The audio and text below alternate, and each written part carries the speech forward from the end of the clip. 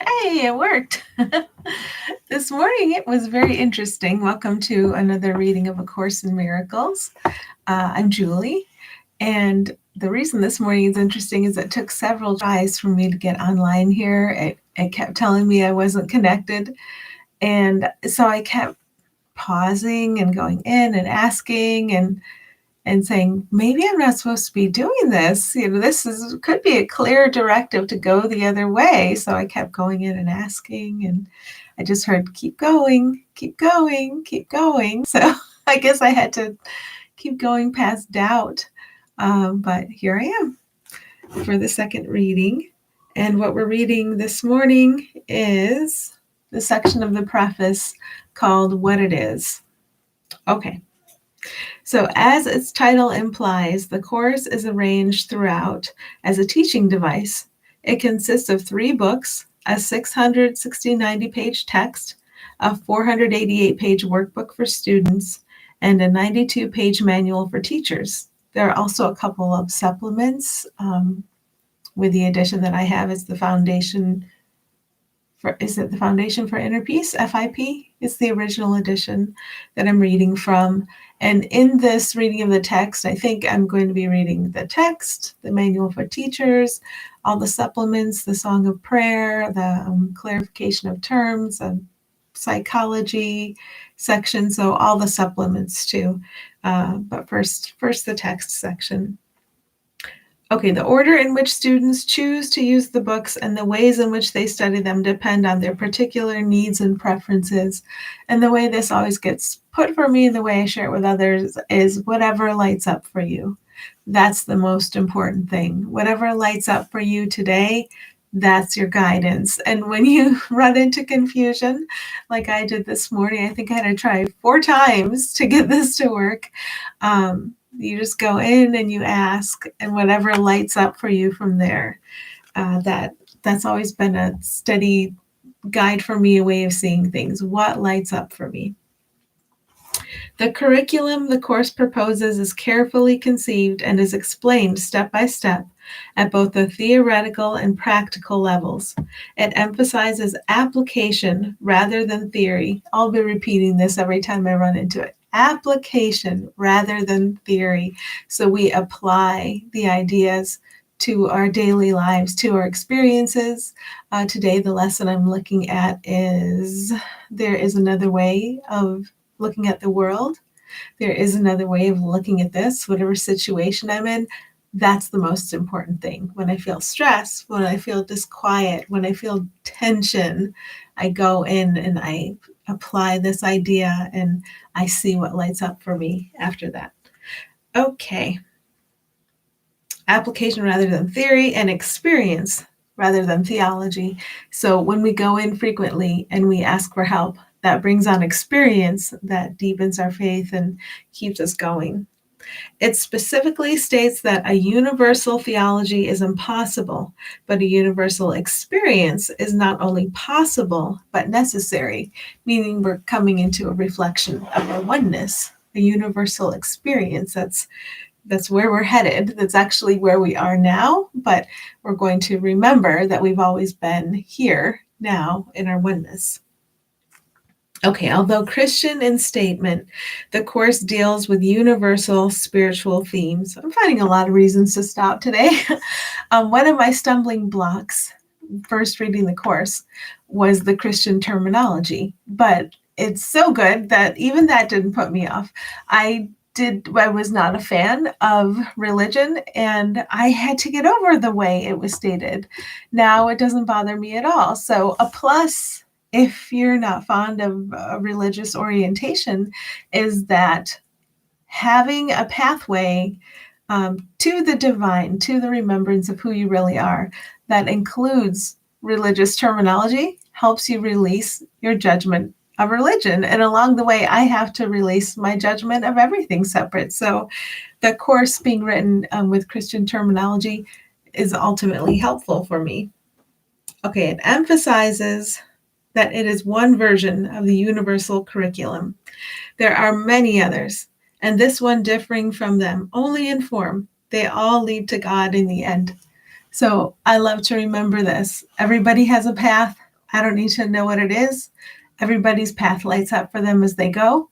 And my confidence in your path is my confidence in my path. And if I rest there, I'm good. So I don't have to go out to the world trying to convince people that the course is the path. I can just rejoice that everybody has a path and that it becomes obvious to everybody. The text is largely theoretical and sets forth the concepts on which the course's thought system is based. Its ideas contain the foundation for the workbook's lessons.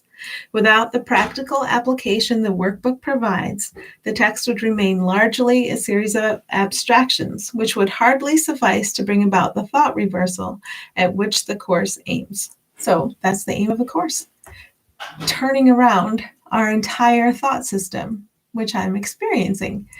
I, in my perceived past, relied almost entirely on my judgment of illusion to make my perceived way through a perceived world.